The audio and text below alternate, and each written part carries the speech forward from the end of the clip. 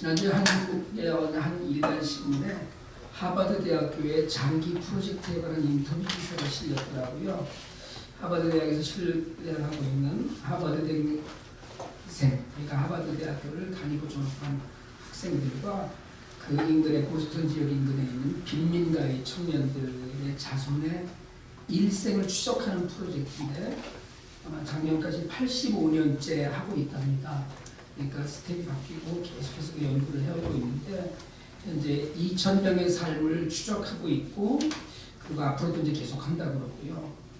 근데 지난 85년간 연구에서 얻은 결론을 간단히 이야기를 하자면 행복은 부나 명예나 학벌에서 오는 것이 아니다. 그 행복은 관계에서 오는 것이다. 이게 그 연구, 이제까지 85년 동안 연구한 결론입니다. 그러니까 인간관계에 만족하면, 사람과 사람들 사이의 관계에 만족하면 신체도 행복하고 건강해지는데 관계가 엉망이면 아무리 돈이 많아도 그리고 하버드대를 나와도 공부를 많이 하고 모두가 선망하는 그런 자리에 올라서도 행복과는 아무 상관이 없다는 거거든요. 그 가운데 가장 인상적인 내용 중에 50대에 인간관계가 건강했던 사람들, 인간관계에 50대에 만족했던 사람들은 80대에 건강하더라, 이런 이야기도 있더라고요. 그러니까 지금 우리가 다른 사람과 잘 관계를 좋은 관계 가운데 잘 지내고 있는 것은 이후에 우리의 삶에 정말 큰 복으로 다가온다, 이런 얘기를 그 기사에서 아주 잘 정리해서 알려줬어요. 사람들은 때때로 톨스토이의 그 단편 제목처럼 사람은 무엇으로 사는가 라거나 또는 사람은 누구인가, 행복은 뭔가 하는 철학적이고 한편으로는 지극히 현실적인 질문들을 가끔 자주 또 하고 그렇게 삽니다. 여러분 어떻게 사세요? 행복하세요? 복잡하세요? 예수를 믿는 사람도 현실에 살면서 행복과 불행도 느끼고 삽니다. 어렵고 힘들어도 행복한 사람들이 있고요. 남들이 보기에는 부러워할 정도로 넉넉한 삶인 것 같은데 자세히 들여다보면 또는 본인은 불행한 사람도 있어요. 그래서 인생의 행복과 불행은 가진 것으로 또 성취한 것으로 결정되지 않는다는데 대부분의 사람들이 공감하고 있고요. 우리가 하버드대의 그 연구 결과를 굳이 인용하지 않아도 우리도 압니다. 사실은 사람과 사람 사이의 관계가 우리 삶에 참 많은 영향을 끼치고 그런 가운데 우리의 행복과 불행이 결정된다는 걸 알아요. 우리는 혼자 살지 못하고 누군가와 연관되어서 살고 있기 때문이고요.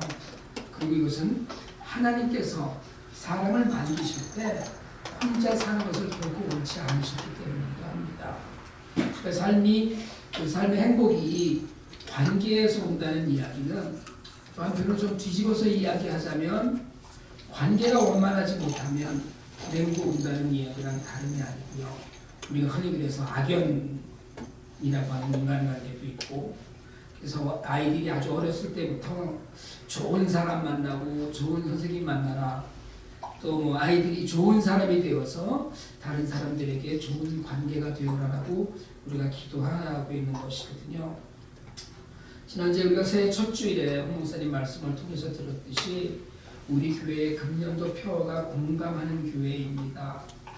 그동안도 사실 우리 교회는 어려운 이웃들에게 대해서 관심을 가졌고 좋은 일에 서로 축하와 격려를 아끼지 않아왔어요. 대부분의 교회들이 그렇죠. 그렇지만 어려운 이들에게 손을 내밀었다고 그것이 다 공감이라고 이야기하기는 어렵습니다.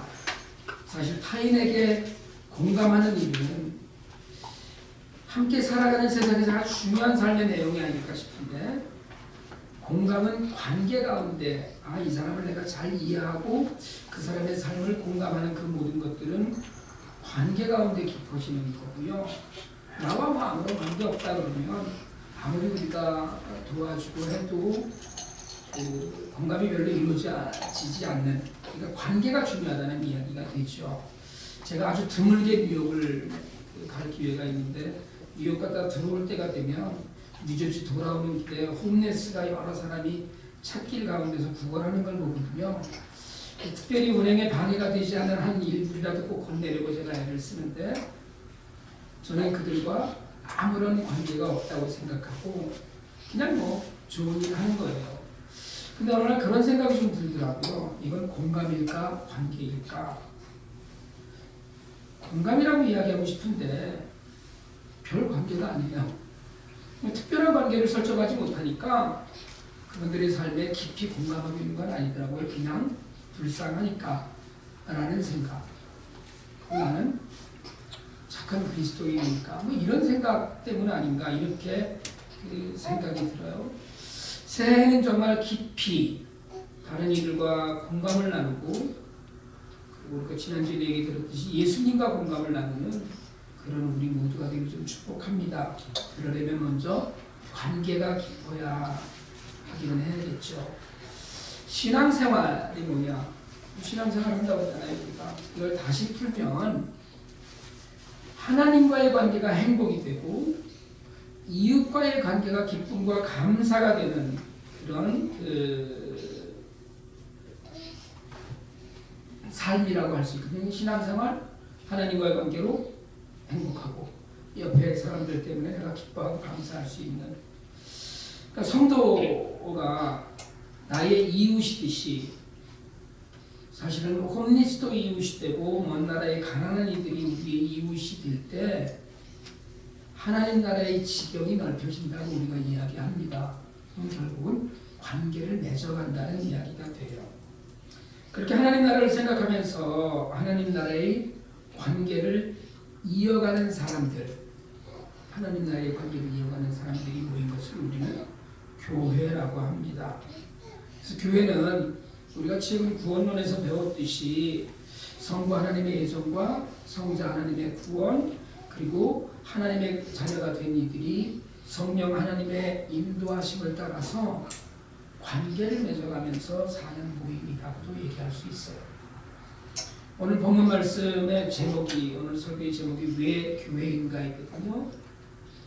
우리가 흔히 아는 교회는 헬라어 바크로와 부르다의 합성어인 에클레시아라는 단어로 번역을 한 거예요. 그러니까 성도들의 모임은 교회는 밖으로 부르는 사람들, 부름받아 나온, 부르심 이런 뜻을 갖고 있어요. 물론 히브리어나 헬라어의 다른 여러 가지 기원을 달리하는 여러 의미의 단어들이 있지만 일반적으로 우리가 교회라고 하는 에클레시아는 부름받은 사람들의 모임으로 이야기합니다.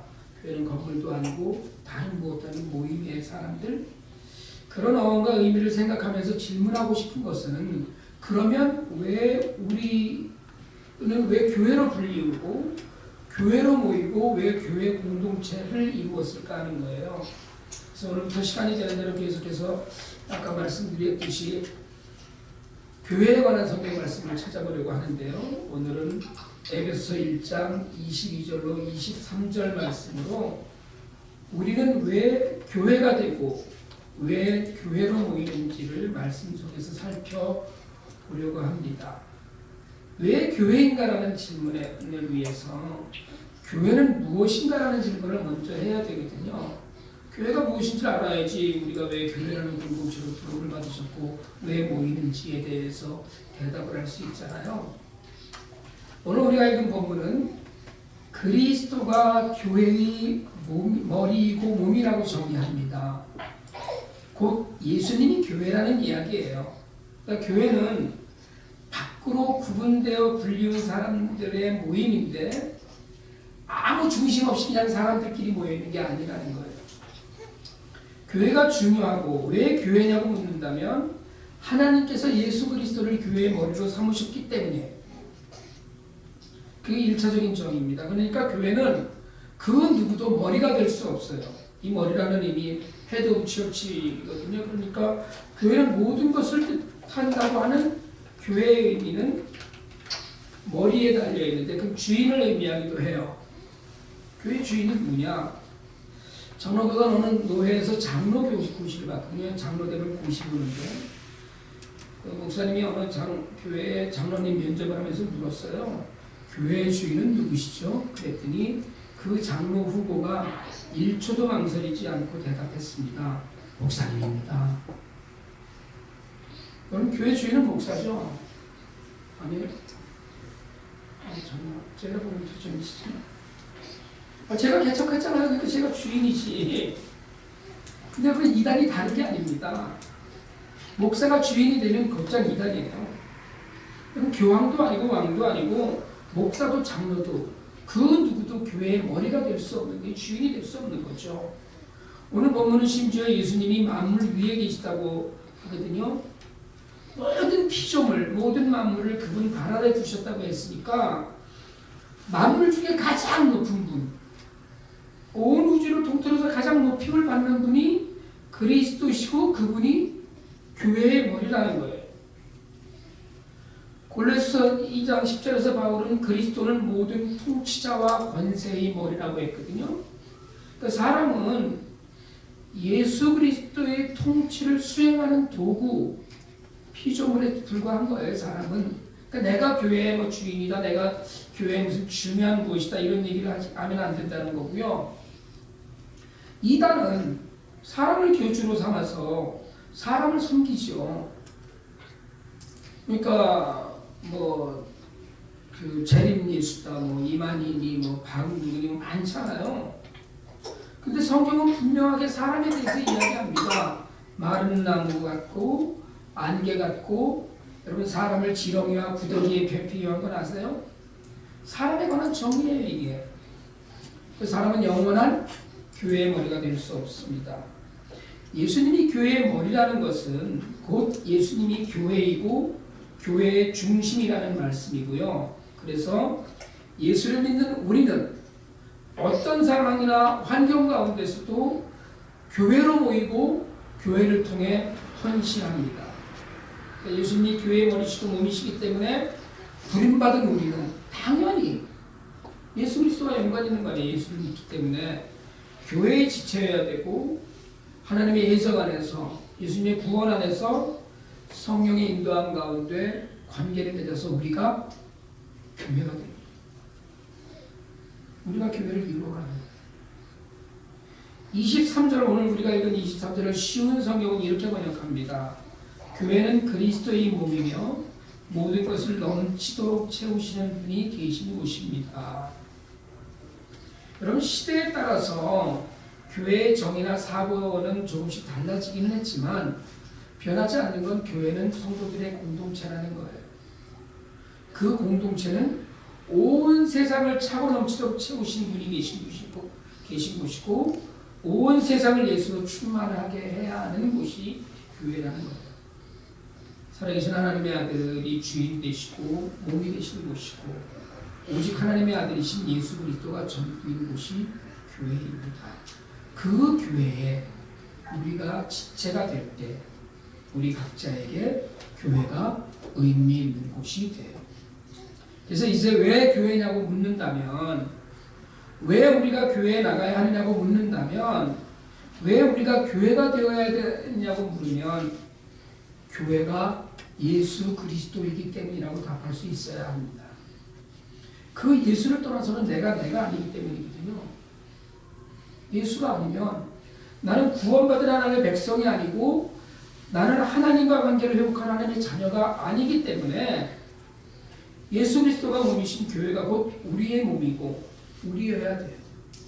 우리 이 모임 자체가 이 안에 예수가 가득하고 충만하고 그저 우리는 하나의 지체로서 교회로 존재하는 겁니다. 또 더불어서 교회는 말씀이신 그리스도를 통해서 하나님을 배우고 순종을 배우는 훈련장이기 때문이에요. 여러분, 교회는 훈련장입니다. 그리고 인생은 훈련이에요. 어떤 훈련이요? 인생을 다 산 후에 사람은 누구나 하나님의 심판대 앞에 섭니다. 히브리서 9장 27절, 사람이 한번 죽는 것은 정해진 일이요 그 뒤에는 심판이 있다고 해요. 고린도후서 5장 10절입니다. 우리 모두가 그리스도의 심판대 앞에 서야 하며 각 사람이 몸을 입고 사는 동안 행한 선한 일이나 악한 일이나 자기가 행한 행위대로 거기에 알맞는 보응을 받게 될 것이라고 이야기해요. 그 보응을 받기 위한 그 사는 기간 동안에 평가받는 삶에 조금씩 나아지는 훈련장이 교회입니다. 우리는 교회를 통해서 하나님 나라를 배워가거든요. 그러니까 왜 교회냐고 묻는다면 첫 번째는 구원자 그리스도가 교회의 머리이고 교회이기 때문이라고 한다면 두 번째로는 우리가 교회를 필요로 하기 때문에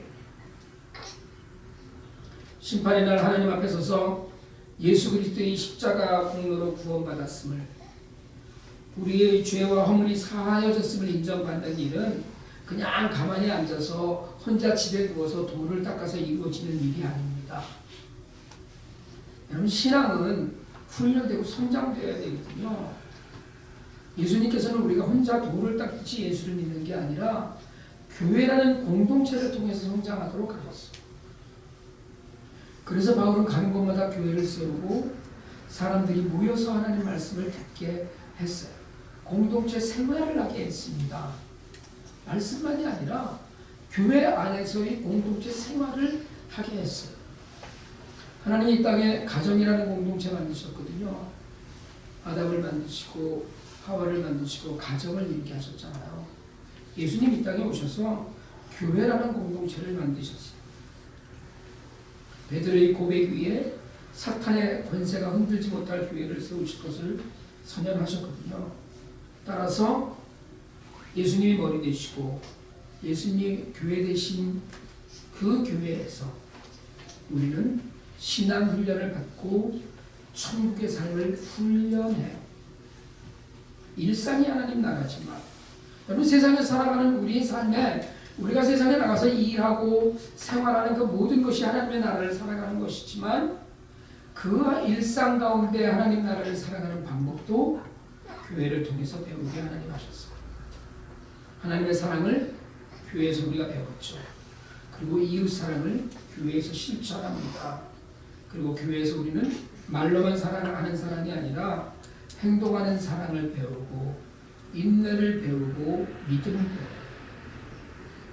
신앙은 믿기 시작하면서부터 내가 예수를 오늘부터 믿어야지 혹은 우리가 세례를 받고 나서부터 곧장 아주 성숙한 신앙인이 되지 않아요. 인격적으로는 훌륭한 사람일 수 있을지 모르지만 신앙적으로 어른이 된다고 이야기하지 않습니다. 구원의 긴 길이 성화이듯이 신앙 또한 성화의 과정 속에서 계속 자라가는 거예요. 그리고 그 일은 혼자가 아니라 혼자 말씀을 읽으면서 돌을 트는 것이 아니라 깨닫는 것이 아니라 교회 가운데서 이루어져야 되고 교회가 있어야만 가능한 일입니다. 교회는 왜요? 관계이기 때문에 그래요.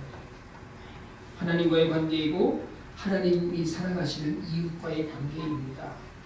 앞서 하버드 대학교의 문과제 인터뷰를 통해서 이야기했듯이 사람은 관계여서 행동을 부려요. 그리고 사람은 관계 가운데 성장해요.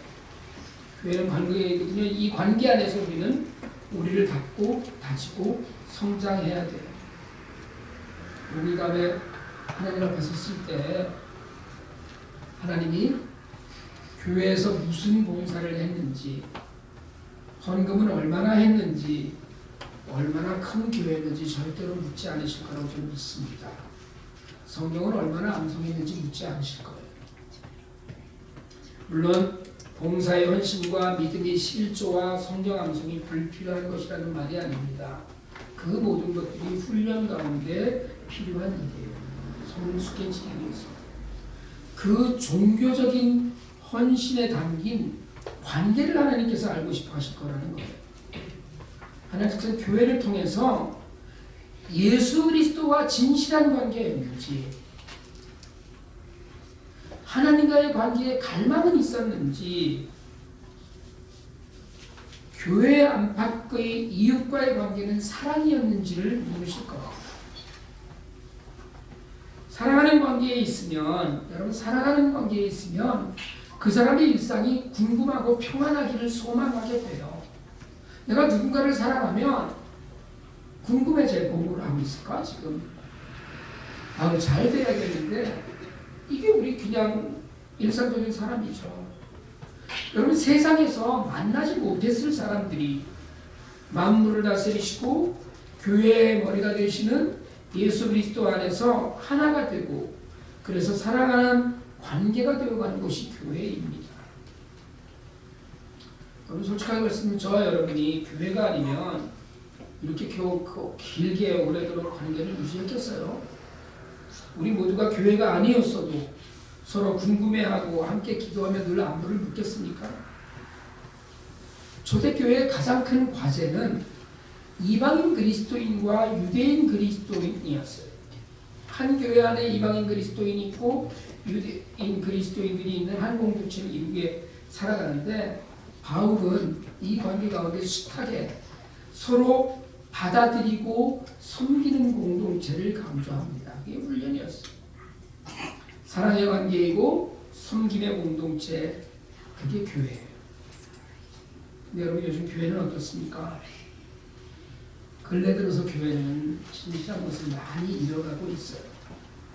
그거 많은 사람들이 교회로 돌아오는 것이 아니라 교회를 떠나는 시대입니다. 그동안 교회가 교회로 존재하지 않았기 때문에 그래요. 세상에 누구와도 별로 구분되지 않기 때문에 오늘날 왜 교회인가라는 질문을 반복적으로 계속 해봐야 돼요. 말씀드렸듯이 예수님 때문이고 내 생명에 절대적으로 필요하기 때문에 교회라고 답해야 되는데, 여러분, 그 답이 설득력이 있느냐는 거예요. 왜 교회인가 물을 때 세상이 우리에게 왜 교회인가라고 물으면 예수의 생명이 있는 곳이라고, 사랑의 관계가 성숙해지는 곳이라고 말할 수 있겠느냐는 거예요.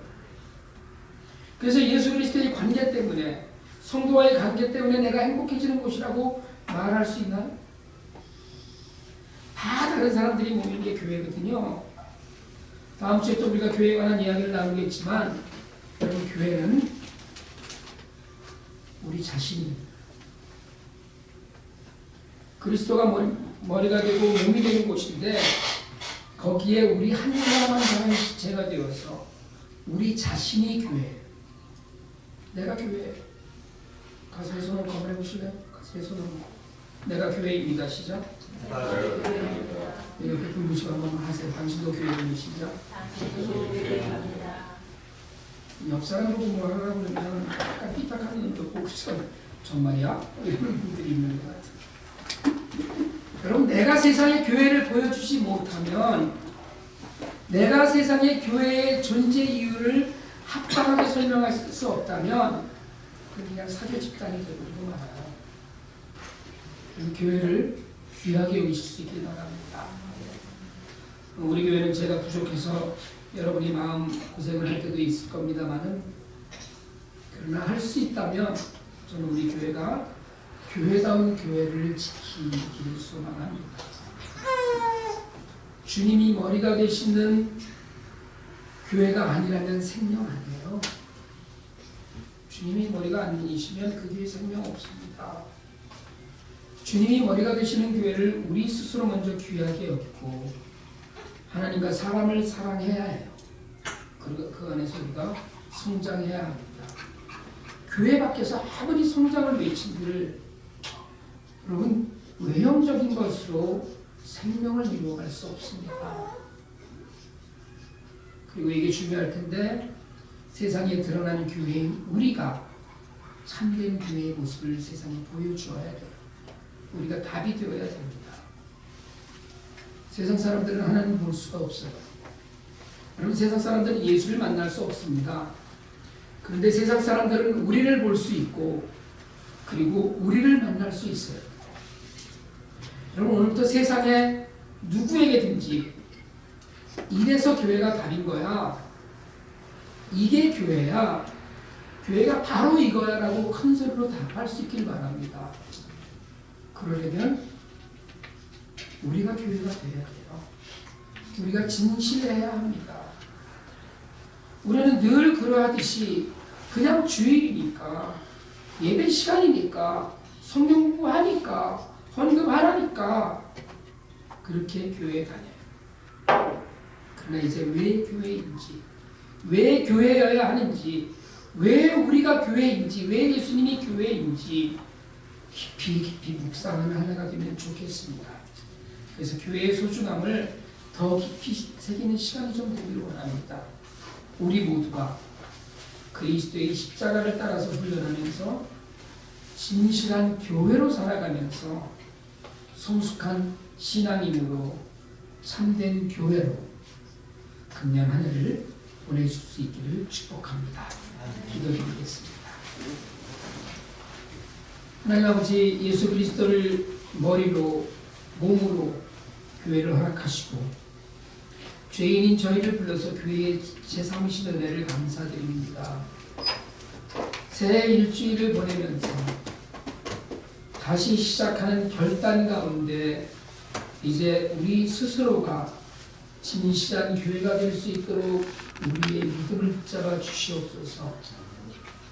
세상에 이게 교회라고 큰 소리로 외칠 수 있도록 우리의 삶을 교회되게 하여 주시옵소서.